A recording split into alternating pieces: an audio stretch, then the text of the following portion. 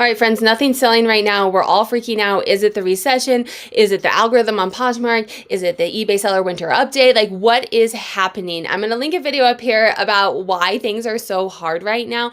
But it all comes down to, as resellers this year, our margins are getting slimmer. And what I am doing right now is preserving my cash flow. I'm going to walk you through 3 things that I am doing so that my bottom line is actually bigger. Hey, friends, if I am speaking too quickly for you, do feel free to slow me down. You can click up here on your YouTube screen, scroll all the way down to playback speed, and put me on the speed that is most comfortable for you. Now let's get back to it. As margins get slim, we want to make sure that we have cash flow to make it through. Right now is not the time to be increasing and spending more money because things are getting slimmer. We are having higher costs of goods. We are having higher fees. eBay just increased their fees. We're having less people have less money. They're spending less. It's a saturated marketplace, right? There's lots of reasons, and it is meaning that our bottom line is getting lower. But to stay afloat and make sure that we make it on the other end of this, we need to make sure that we have money. You cannot run a business if you do not have the cash flow. And so I'm going to be sharing with you guys how to keep your cash flow up and strategies that I'm doing right now to list less items. Friends, I am listing, let's take a look. I am listing less items, which means I am spending less money on my inventory and I am up. I'm selling more. So long term, I've said this in the past, it's kind of reverse reseller nirvana. I've said this in the past. Let me show you. I'm selling more. I'm up.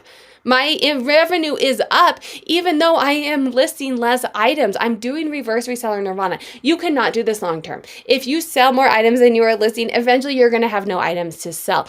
But it is preserving my cash flow. So I'm going to walk you through the 5 things, friends. I'm doing 5 things to sell more items without buying more inventory, making sure that my cash flow and my bottom line is better than it's been in the past.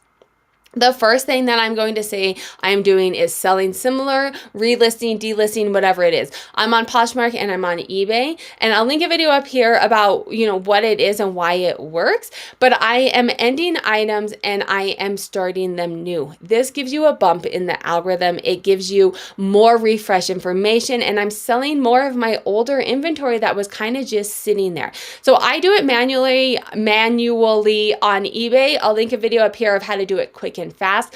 On Poshmark, I use Posher VA. I have a link down below that you guys can get a coupon or a discount code. It shares, it saves, it sends offers. It's a way to help you do things quickly on your on Poshmark. The second thing that I'm doing is, as I am selling similar, I am going through and improving these items. They haven't sold in the past. Is it the photo? Can I switch some of the photos around? Do I need to improve my SEO? Some of the item specifics, can I make them better? Did I make a mistake? Did I have it in the wrong category, right? Just assuming it didn't sell because no one wants to buy it, I'm going in and making sure that my items are the best that they can be and in front of the people that they need to be in front of. And I'm recomping things, especially on items that I've had for a couple years. Things have changed. They are not selling the same. Maybe it used to be trending and it's not anymore.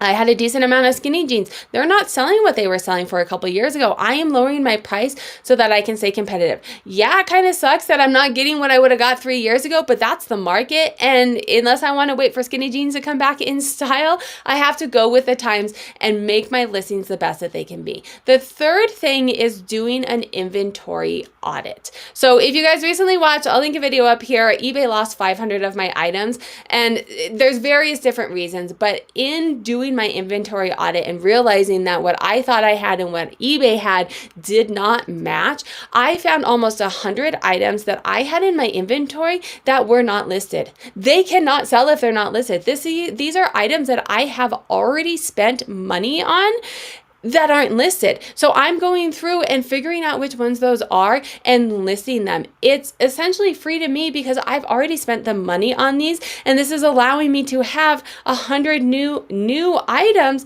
that I've already spent money on. It is helping my bottom line because instead of going out and buying 100 new items, I'm just listing items that I already had that for whatever reason were not listed. This also, as things are slow, go through and do an inventory audit and take some of that time when we're a little bit slower to improve your processes and to make sure that every single item that you have purchased in the past is actually selling. The fourth thing is going to be increase your traffic. So what does this mean? Traffic it starts at the very top. And so it means that that's where people can see it. Getting more eyes on your item is going to allow you to get more sales.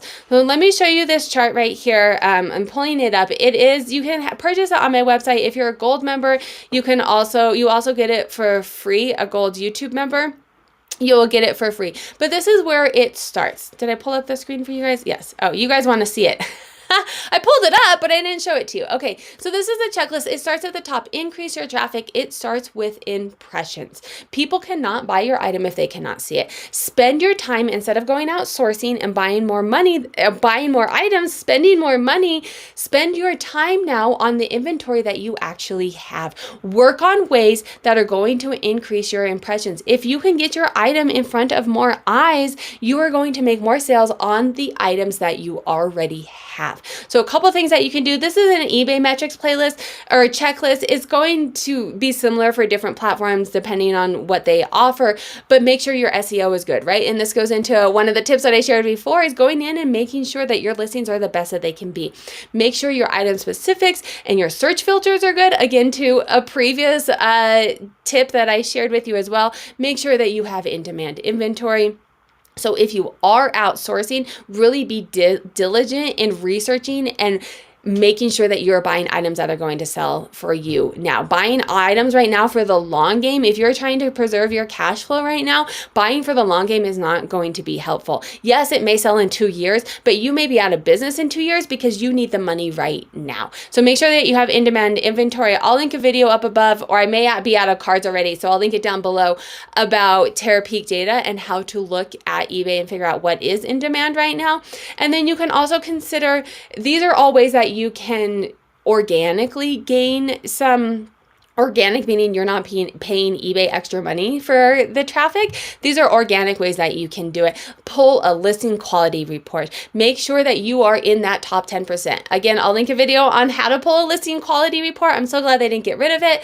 Or it may be linked down below because I'm probably out of cards at this time.